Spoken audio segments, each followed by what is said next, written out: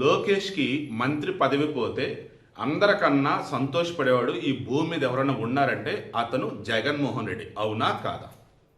So అందుకే జగన్మోహన్ రెడ్డికి bumper offer ఇచ్చాడు లోకేష్. గణేష్ గోల్డ్ తాకట్టులో ఉన్న బంగారాన్ని విడిపించి కొనబడును. సంప్రదించండి 9966511144. Jagan any time any place రా, చర్చిద్దాం రా, దమ్ముంటే రా. మా హయాంలో డిఎస్సీలు అక్రమాలు జరిగాయి అన్నావు కదూ, ఒక్క తప్పు చూపించు డిఎస్సీలో, నేను నా మంత్రి పదవికి రాజీనామా చేస్తా. ఎక్కడ డిస్కషన్ వస్తావు రా అన్నాడు. నిన్న ఎన్టీఆర్ జిల్లాలో పెనమలూరు నియోజకవర్గం, పెనమలూరు మచిలీపట్నం మరిది సరే ఉమ్మడి కృష్ణా జిల్లా పెనమలూరు నియోజకవర్గంలో టీడీపీ కార్యకర్తల సమావేశం. అక్కడ లోకేష్ చెప్పాడు, మా హయాంలో ఇచ్చిన మాట ప్రకారం మెగా డిఎస్సీ నిర్వహించాం. ఏ రకంగా? చిన్న తప్పు కూడా లేకుండా నిర్వహించాం.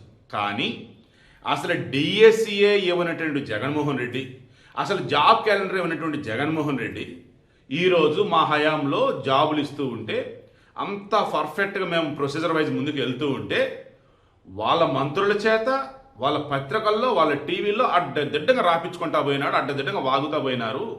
ప్రతి ఒక్కరికి మరల మా మంత్రులు సమాధానం ఇచ్చారు, నేను సమాధానం ఇచ్చా, అధికారులు సమాధానం ఇచ్చారు. చివరికి ఎవరైతే రిక్రూట్ అయినారో అభ్యర్థులు వాళ్ళు కూడా సమాధానం చెప్పారు. అయినా కానీ ఇంకా వాళ్ళు ఇగో సాటిస్ఫై అవ్వట్లా. అయినా కల్లా వాళ్ళు ఉన్నటువంటి ఆ రాక్షసత్వం సైలెంట్గా ఉండటం వల్ల. అందుకే నేను అంటున్నా, జగన్ దా, నీకు కావాల్సిన రాజీనామానే కదా, నువ్వు మా డిఎస్సి ప్రక్రియలో తప్పు ఉందని నిరూపించి నేను రాజీనామా చేస్తా అన్నాడు. అంతేనా? రా, చర్చకు వస్తావు కదా, డిస్కస్ చేద్దాం రా. ఏమేంటి నీ హయాంలో వేల కోట్ల లిక్కర్ స్కామ్ ఎలా జరిగిందో చర్చిద్దాం. మా దగ్గర అన్ని ప్రూఫ్లు ఉన్నాయి. నీ హయాంలో ఇసుక దందా ఏ రకంగా జరిగిందో చర్చిద్దాందా, మా దగ్గర అన్ని ప్రూఫ్లు ఉన్నాయి. నీ హయాంలో పేదలకు ఇల్లు అంటూ పోరంబోగ స్థలాలు, నీటిలో మునిగే స్థలాలు, అసలు భూమి లేకుండా భూమి ఉందంటే క్రియేట్ చేసిన పట్టాలు, ఈ ఘోరాలు ఒకటి కాదు రెండు కాదు ఎన్నో ఉన్నాయి. రా, నీ హయాంలో జరిగినటువంటి ఘోరాలు ఉన్నాయే అవన్నీ కూడా మేము బయట పెడతాం విత్ లెక్కలు. నువ్వు రా, మా హయాంలో ఈ 2 సంవత్సరాల్లో ఒక్క తప్పైన చూపు, తప్పుకుంటా మంత్రిగా అని చెప్పేసి అన్నాడు. మన మగధీర సినిమాలో అంటాడు చూసారా, షేర్ ఖాన్ ఒక్కళ్ళు కూడా తక్కువగా కూడా 100 మందిని పంపు, ఒకేసారి పంపు అంటారు. అలా ఇక్కడ లోకేష్ ఆల్మోస్ట్ అదే డైలాగ్ కొట్టాడు.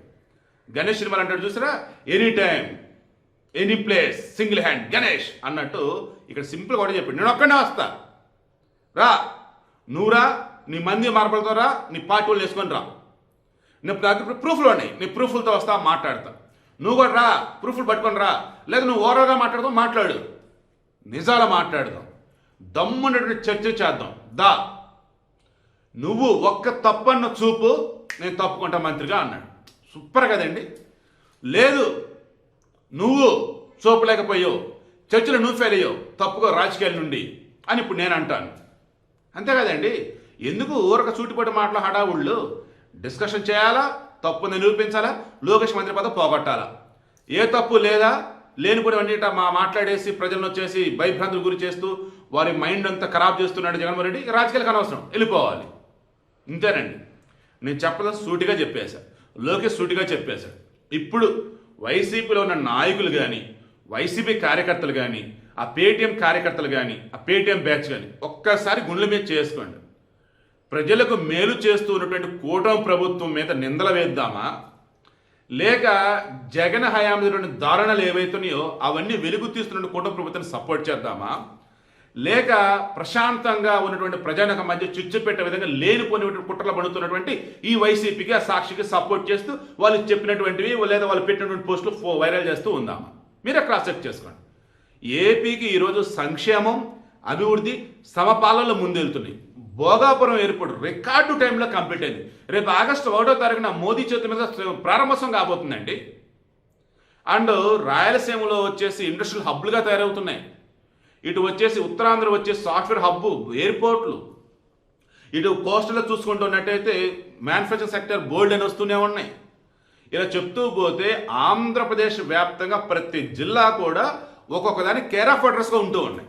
అంత గొప్పగా డెవలప్ అవుతూ అండ్ చదువుకున్న పిల్లలకి ఇంట్లో ఎంతమంది ఉంటే అంతమంది పిల్లలకి వాళ్ళ తల్లుల ఖాతాల్లో 15,000 రూపాయల డబ్బులు అంటే 13,000 రూపాయల డబ్బులు వేస్తూనే ఉంటే, అండ్ రోడ్లు వేశారు, ఓలల్లో కరెంటు సమస్యలు లేవు. ఇలా చెప్తూ పోతే ఇది కదా మనం కోరుకున్న ప్రజా పరిపాలన చెప్పేసి అంతా సంతోషపడుతూ ఉంటే అది చూసి తట్టుకోలేక పిచ్చి కూతలు కూస్తూ ఉన్నారు ఈ వైసీపీ వాళ్ళు. అందుకే లోకేష్ దా చూసుకుందాం, దా చర్చిద్దాం, దా పద్ధతిగా మాట్లాడుకుందాం, మా హయాంలో తప్పు జరిగింది నువ్వు నిరూపించు, నేను రాజీనామా చేస్తా. సో జగన్కి గోల్డెన్ ఆఫర్ ఇచ్చాడు లోకేష్. మరి జగన్కి ఆ సత్తా ఉందా? వచ్చి చర్చించగలడా? వచ్చి లోకేష్ కావచ్చు ఏపీ ప్రభుత్వంలో ప్రజెంట్ కూటమి ప్రభుత్వంలో తప్పు నిరూపించగలడా? Let's wait and see. మీరేమంటారు కింద కామెంట్లో చెప్పండి.